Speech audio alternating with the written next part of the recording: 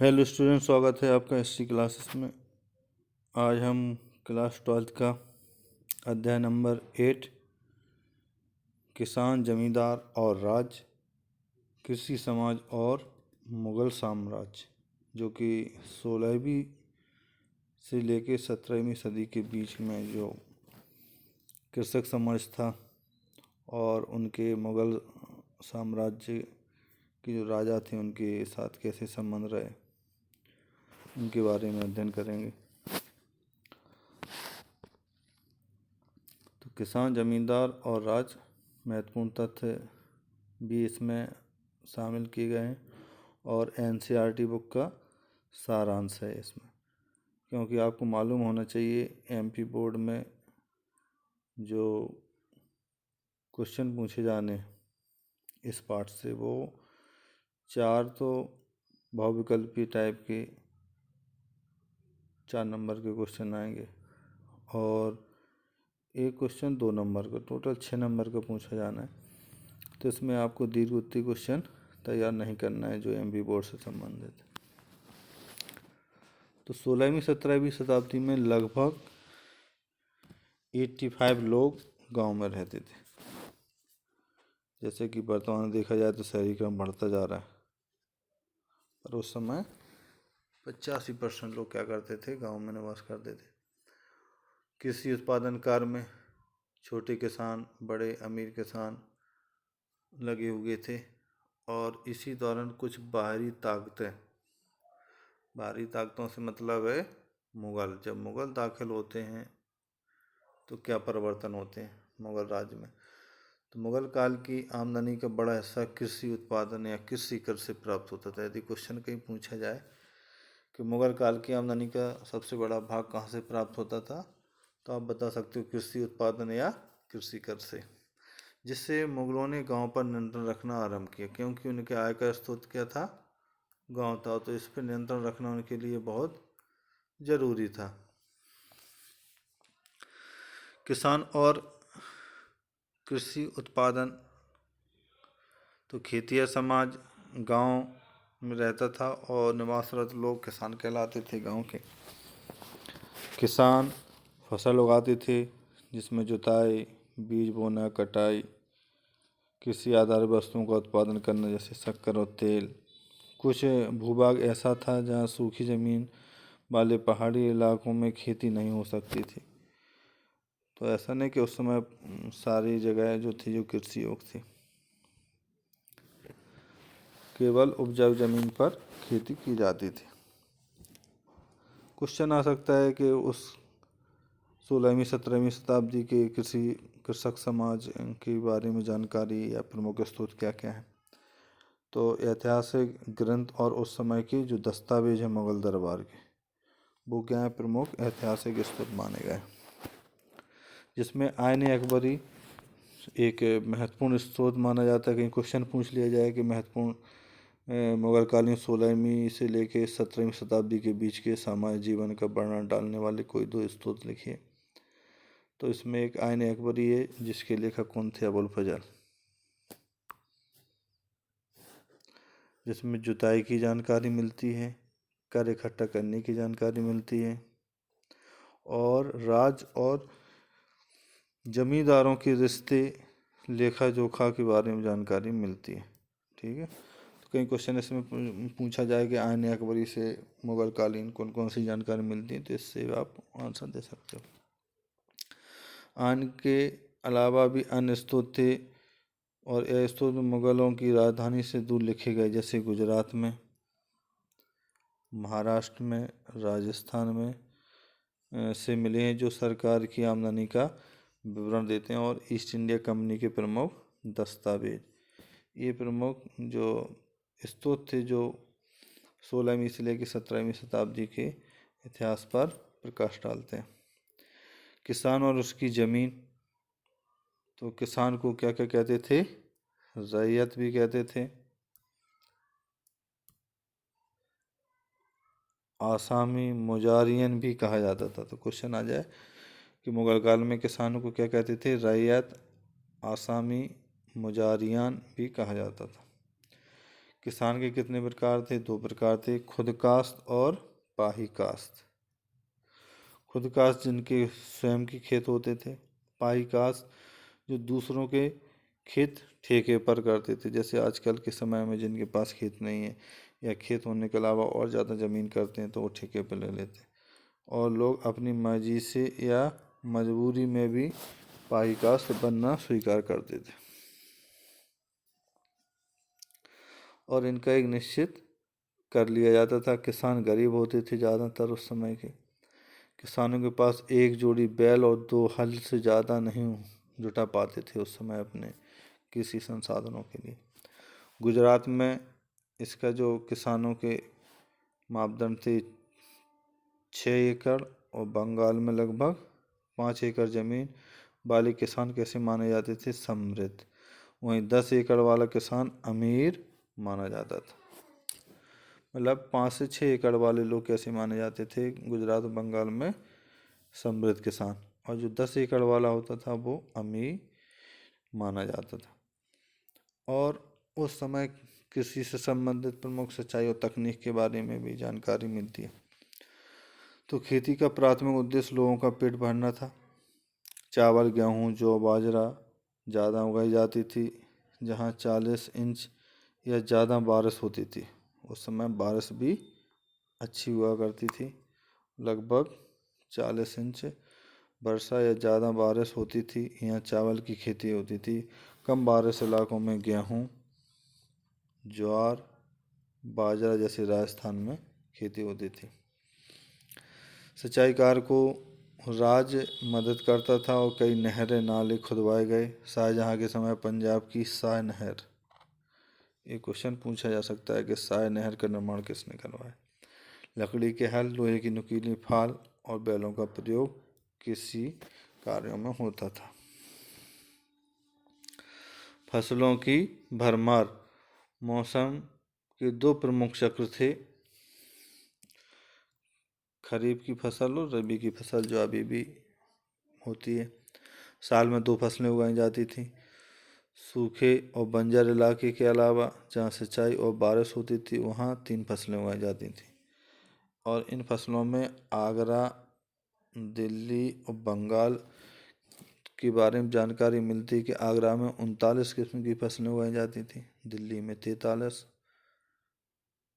और बंगाल में 50 चावल की किस्में थी, 50 प्रकार की। कुछ फसलें जीवन यापन गुजारे के लिए उगाई जाती थीं, पर कुछ फसलें फायदे के लिए भी उगाई जाती थीं जिससे ज़्यादा टैक्स मिलता था।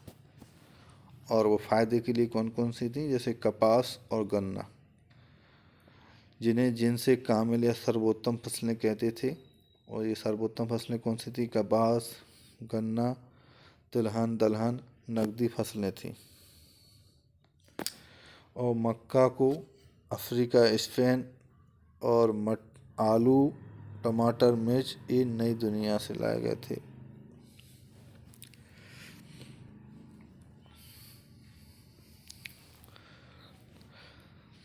ग्रामीण समुदाय। तो किसान की अपनी ज़मीन पर व्यक्तिगत मालिकियत या स्वयं का अधिकार होता था। ग्रामीण समुदाय का हिस्सा ये किसान कहलाते थे। और ग्रामीण समुदाय के घटक कौन कौन से थे? एक तो खेतिहर किसान, पंचायत और गांव का मुखिया। तो कहीं क्वेश्चन पूछ लिया जाए ग्रामीण समुदाय के घटक कौन कौन से थे, तो खेतिहर किसान, पंचायत और गांव का मुखिया। जाति और ग्रामीण माहौल, कहीं क्वेश्चन पूछ लिया जाए कि मुगलकालीन गांव की जाति व्यवस्था या ग्रामीण जीवन की जाति व्यवस्था के बारे में बताइए या उनके प्रमुख दोष बताइए। तो यहाँ जातिगत भेदभाव था जो आज पर भी कभी कभार देखने को मिलता है। इस वजह से किसान कई समूह में बटे थे। जुताई करने वालों को नीचा समझा जाता था और कुछ जातियों के लोगों को नीच समझे जाने वाले काम दिए जाते थे। ये गरीब होते थे, जाति व्यवस्था की पाबंदियाँ थीं, भेदभाव था। दूसरे धर्मों में भी भेदभाव फैला।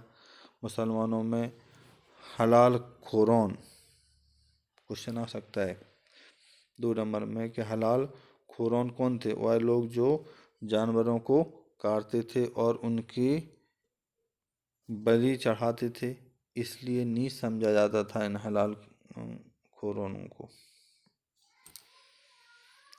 मल्लाह, जादव या नाबुकों के पुत्र जिनकी दासों से तुलना की गई है, और राजपूत ऊंचा तबका था जिसमें जाट किसान भी आते थे।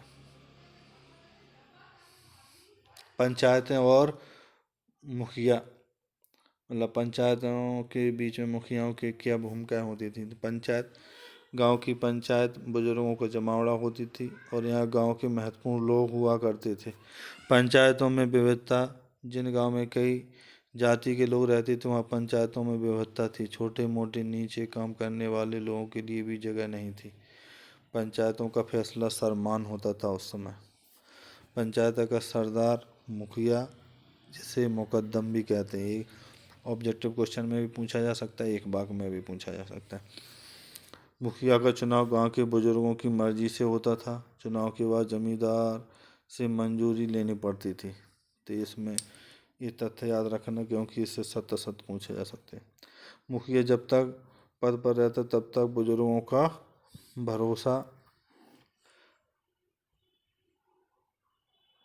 भरोसा बुजुर्ग बर्खास्त भी कर सकते थे। मतलब मुखिया तभी अपने पद पर रह सकता था जब तक बुजुर्गों का भरोसा है, और जो बुजुर्ग को इतनी शक्ति थी, वहाँ गांव के बुजुर्ग होते थे, वो बर्खास्त भी कर सकते थे। मुखिया का मुख्य काम गांव की आमदनी और खर्चे का हिसाब रखना। पंचायत का खर्चा गांव के उस खजाने से चलाता था जिसमें हर आदमी अपना योगदान देता था। इस कोष का इस्तेमाल बाढ़, प्राकृतिक आपदाओं आने पर भी किया जाता था। बांध बनाना, नहर खोदने में भी इस्तेमाल करते थे। पंचायत का काम था कि तसल्ली करना कि सभी जाति के लोग अपनी हद में रहें। पूरी भारत में शादी मुखिया की मौजूदगी में होती थी। पंचायतों को जुर्माना लगाने या जाति से निष्कासित करने का अधिकार था। ये पंचायत के कार्य भी आ सकते हैं, ऐसे करके कार्य, तो इसमें आप आंसर इसी को लिखना है। समुदाय से निकालना मतलब गांव छोड़ना होता था। हर जाति अपनी पंचायत थी जो कई ताकतवर हुआ करती थी। हर जाति की अपनी पंचायतें होती थी। पंचायत झगड़ों का निपटारा समझौता करती थी। मेरे गांव ग्राम पंचायत के अलावा हर जाति की अपनी पंचायत होती थी, और पंचायत कैसी होती थी? ये ताकतवर थी बहुत। कभी कभी किसानों और दस्तकारों के बीच फर्क करना मुश्किल होता था, क्योंकि कई ऐसे समूह थे जो दोनों किस्म के काम करते थे, मतलब खेती का काम भी करते थे और दस्तकारी का भी। परिवार के सदस्य कई तरह की वस्तुओं के उत्पादन में शिरकत करते थे, मसलन जैसे रंगरेज कपड़ों की रंगाई करना, मिट्टी के बर्तन बनाना, खेती के औजारों को बनाना, उनकी मरम्मत करना। और इन महीनों में जब उनके पास खेती के काम से फुर्सत होती तो ये बुवाई कटाई से तो खेतिहर और दस्तकार का काम करते थे। मतलब जब वो कटाई बुवाई ये सब से फुर्सत होते थे तो फिर वो दस्तकारी का भी काम करते थे। तो एक तरह से कहा जा सकता है उस समय के ग्रामीण समाज में किसान खेती भी करता था और दस्तकारी के कार्य भी सीखता था और करता था, जिनमें कुम्हार हैं, लोहार हैं, बढ़ई हैं, नाई हैं, यहाँ तक कि सुनार जैसे ग्रामीण दस्तकार भी अपनी सेवाएं गांव के लोगों को देते थे। और ऐसे दस्तकार जो महाराष्ट्र में थे उनको ज़मीनें दी जाती थी, और इन ज़मीनों को मीरास या वतन कहा गया, और इन पर दस्तकारों का पुश्तैनी अधिकार होता था। तो क्वेश्चन पूछा जा सकता है। तो महाराष्ट्र में जो दस्तकार वर्ग के पास जो ज़मीन होती थी उसे मीरास या वतन कहा जाता था। कुछ महत्वपूर्ण तथ्य हैं, जैसे तंबाकू का पौधा सबसे पहले दक्कन पहुंचा था, पूछा जा सकता है। दक्कन मतलब आपका दक्षिण भारत, और वहाँ से 17वीं सदी के शुरुआती वर्षों में इसे उत्तर भारत लाया गया। अकबर और उसके अभिजातों ने 1604 ईस्वी में पहली बार तंबाकू देखा था, ऐसा आने अखबारी में मिलता है। जहांगीर ने तंबाकू के धूम्रपान जैसे हुक्का, चिलम बुरी आदतों को फैलने से इतना चिंतित हुआ कि उसने इस पर पाबंदी लगा दी थी। मतलब जो तंबाकू पीते थे लोग, उस पर क्या कर दिया था उसने, रोक लगा दी थी। और एक तथ्य और मिलता है एनसीईआरटी में, 16वीं से लेके 17वीं शताब्दी के बीच भारत की आबादी लगभग 5 करोड़ बढ़ी और 200 वर्षों में करीब 33% बढ़ोतरी हुई थी उस समय। कितने प्रतिशत? 33%। हिंदू और मुस्लिम महिलाओं को जमींदारी उत्तराधिकार में मिली थी, जिससे बेचने गिरवी रखने के अधिकार थे। मतलब उस समय महिलाओं को काफ़ी अधिकार मिले हुए थे और उसमें ऐसा नहीं कि हिंदू महिलाओं को या मुस्लिम दोनों महिलाओं को प्राप्त है। बंगाल में महिला जमींदार पाई जाती थी। राजशाही जो उस समय बांग्लादेश का जो हिस्सा था, राजशाही की जमींदारी जिसका कर्तव्यता एक स्त्री थी। तलाकशुदा महिलाएं या विधवाएं दोनों ही कानूनन शादी कर सकती थी। मतलब उस समय जैसे जो हिंदू व्यवस्थाएं थी उसको रोकने का प्रयास किया।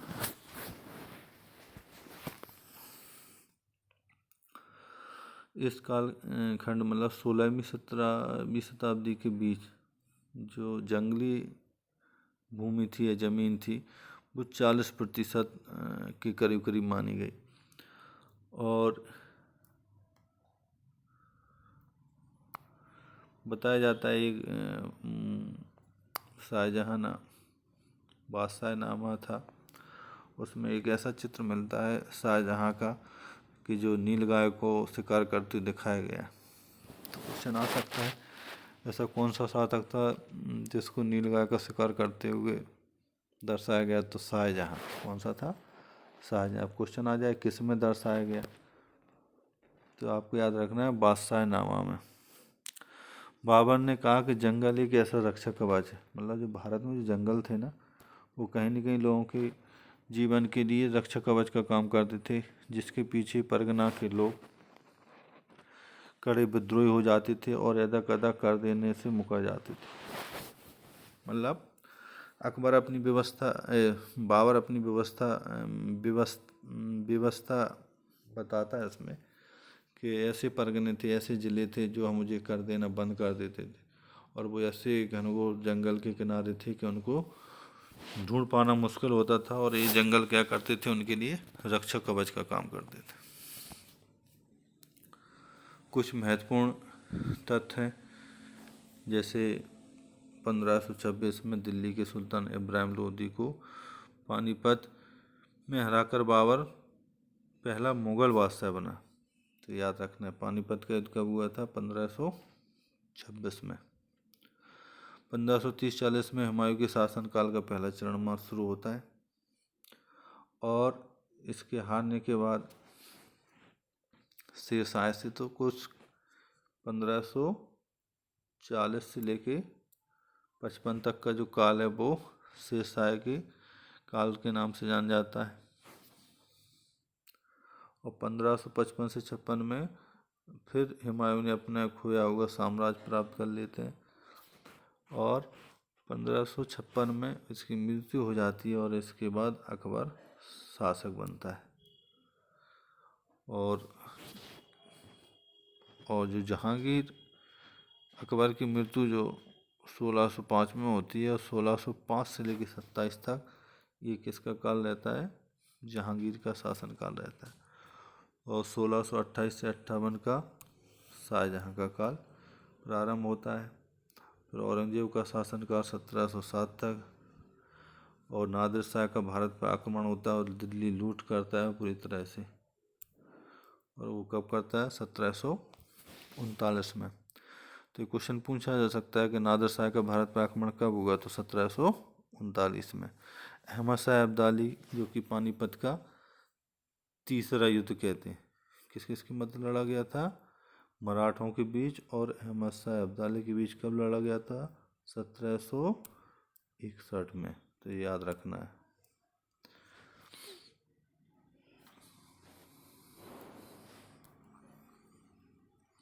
और 1765 में बंगाल की दीवानी अधिकार ईस्ट इंडिया कंपनी को सौंप दिए गए। दीवानी मतलब राजस्व वसूल करने का, जो राजस्व वसूल करने का अधिकार बंगाल में प्राप्त हो गए थे किसको? ईस्ट इंडिया कंपनी को। और मुगल साम्राज्य का अंतिम शासक था बहादुर शाह जफर या बहादुर शाह द्वितीय। ठीक है, बहादुर शाह जफर या बहादुर शाह द्वितीय। और जिसे अंग्रेजों ने गद्दी से हटा दिया और देश निकाला, मतलब रंगून या म्यांमार भेज दिया गया, जहाँ इसकी 1859 में लगभग मृत्यु हो जाती है। 1862 सॉरी।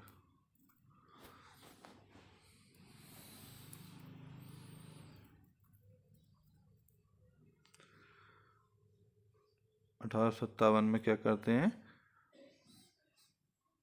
बहादुर शाह जफर को अंग्रेज निष्कासित कर देते हैं और जहाँ उसकी रंगून में जाके उसकी मृत्यु हो जाती है। तो ये जो महत्वपूर्ण तथ्य इनको तैयार कर लेना।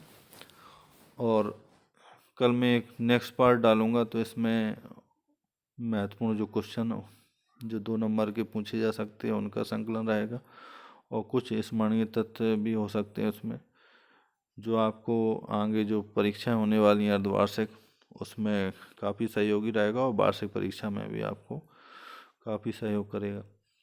तो सारे स्टूडेंट इस वीडियो को देख लें और अच्छे से तैयार कर लें। क्लास में इस पर चर्चा करेंगे अपन। और लाइक एंड सब्सक्राइब कर लें सभी लोग वीडियो को। Thank you.